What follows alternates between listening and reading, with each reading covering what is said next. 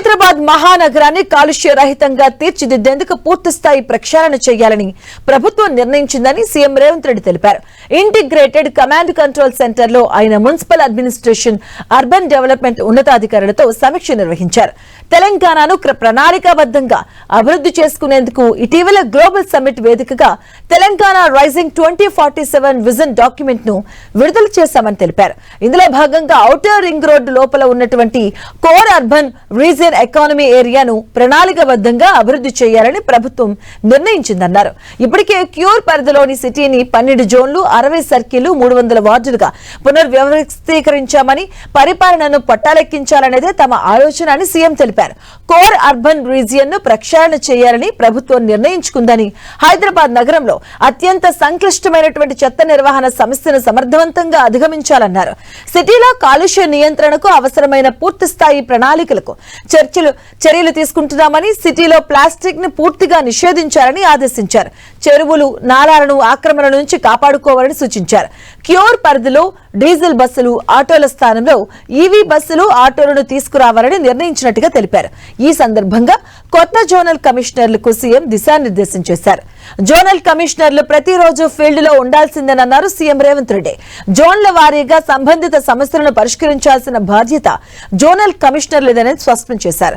చెరువులు, నాలాలు, చెత్త డంపింగ్ ఏరియాల వద్ద సీసీ కెమెరాలు ఏర్పాటు చేయాలని సూచించడం జరిగింది. నెలకు 3 రోజులు శానిటేషన్ స్పెషల్ డ్రైవ్ నిర్వహించాలని, రోడ్లపై ఎక్కడా చెత్త కనిపించకుండా, రోడ్లపై గుంతలు కనిపించకుండా సమర్థవంతంగా బాధ్యతలు నిర్వహించాలన్నారు. ఇక కోర్ అర్బన్ రీజియన్ పరిధిలో ప్రజలకు మెరుగైన సేవలు అందించే దిశగా చర్యలు చేపట్టాలని అధికారులను ఆదేశించారు సీఎం రేవంత్ రెడ్డి. జనన మరణ ధృవీకరణ, ట్రేడ్ లైసెన్సులు, ఇతర ధృవపత్రాల జారీకి టెక్నాలజీని ఉపయోగించుకోవాలన్నారు. ఆన్లైన్ టెక్నాలజీని ఉపయోగించి ప్రజలకు పారదర్శకత సేవలు అందించాలని తెలిపారు. కాలనీ వెల్ఫేర్ అసోసియేషన్, అపార్ట్మెంట్ అసోసియేషన్లతో కమ్యూనికేషన్ ఉండేలా చూసుకోవాలని తెలిపారు. ఇక సుపరిపాలనతో పాటు స్మార్ట్ గవర్నెన్స్ గా దిశగా చర్యలు చేపట్టాలన్నారు. హైడ్రా, జీహెచ్ఎంసీ, వాటర్ వర్క్స్ విభాగాలు నాలాల పూడికతీత పనులు జనవరి నుంచి మొదలు పెట్టాలని అధికారులను ఆదేశించారు. క్యూర్ ఏరియాలో విభాగాల అధికారులను బాధ్యత స్పెషల్ సీఎస్ సమన్వయం చేసుకుంటారని తెలిపారు. దోమల నివారణ, అంటువ్యాధుల ప్రబలకుండా జోనల్ కమిషనర్ చర్యలు చేపట్టాలని, ప్రతి 10 రోజులకు ఒకసారి గార్బేజ్ క్లియరెన్స్ డ్రైవ్ నిర్వహించాలని జోనల్ కమిషనర్లకు సీఎం సూచించడం జరిగింది. ఇక కోర్ అర్బన్ రీజియన్ పరిధిలోని హోటల్స్ లో ఫుడ్ సేఫ్టీ నిబంధనలు ఉల్లంఘించకుండా చర్యలు తీసుకోవాలని, నిబంధనలు ఉల్లంఘించిన వారిపై కఠినంగా చర్యలు తీసుకోవాలని సీఎం అధికారులకు సూచించారు. క్యూర్ పరిధిలోని ప్రభుత్వ కార్యాలయాలకు అందుబాటులో ఉన్న స్థలాన్ని కేటాయించి భవనాలు నిర్మించాలన్నారు. అద్దె భవనాల నుంచి సొంత భవనాలకు కార్యాలయాలను తరలించాలని అధికారులను ఆదేశించారు. క్యూర్ పరిధిలోని 12 జోన్లలో చెరువులు, కుంటలు, నాలాలను పూర్తిగా మ్యాపింగ్ చేయాలని సూచించడం జరిగింది.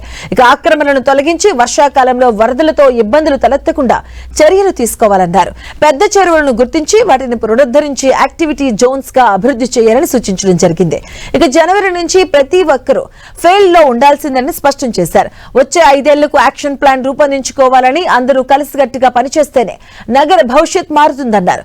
ప్రతి నెలకు ఒకసారి జోనల్ కమిషనర్లతో సమీక్ష నిర్వహిస్తారని తెలిపారు సీఎం.